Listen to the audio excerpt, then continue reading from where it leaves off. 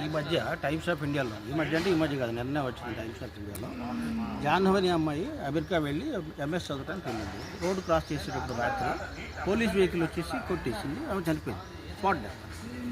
అయితే ఆ చనిపోయిన దాని మీద ఆ పోలీస్ ఆఫీసర్ ఎవరైతే ఉన్నాడో వాడు ఇన్హ్యూమన్గా కామెంట్ చేశాడు, సర్కాసిజంగా, అంటే రేషియల్ ఫీలింగ్స్ దాన్ని గమనించిన యూట్యూబ్లో అది సీసీటీవీలో గమనించిన జనాలు ఏం చేశారంటే దాన్ని ప్రొటెస్ట్ చేశారు. ముఖ్యంగా తెలుగు సంఘాలు ఇవన్నీ కూడా, తర్వాత లోకల్ పీపుల్ కూడా దాన్ని ఈ విధమైన కామెంట్ చేయడం కరెక్ట్ కాదు, అది హ్యూమన్ అని చెప్పేసి అరెస్ట్ చేశారు.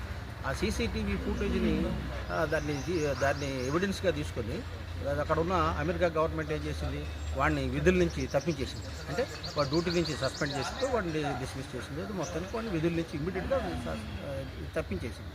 తర్వాత అది not more than 3 years, even 2 years ప్లస్లో ఓ జడ్జిమెంట్ ఇచ్చేసి 262 crores ఆ అమ్మాయికి కాంపెన్సేషన్ ఇచ్చేసింది.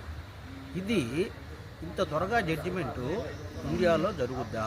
ఇంత త్వరగా ఆ పోలీస్ ఆఫీసర్ని ఎవడైతే గిల్టీ ఉన్నాడో వాడిని సస్పెండ్ చేయటం కానీ లేదా వాడి విధుల నుంచి తప్పించడం కానీ ఇండియాలో జరుగుతుందా? వీడు మా కులం వాడు, నా పార్టీ వాడు, మా వీధి వాడు అని చెప్పేసి ఇది ఇయర్స్ టుగెదర్ గడుపుతారు. తర్వాత ఇట్ మే టేక్ డికేట్స్, చివరికి జస్టిస్ జరిగే లోపల కొన్ని జనరేషన్స్ పోతాయి. ఇది కదా కావాల్సింది.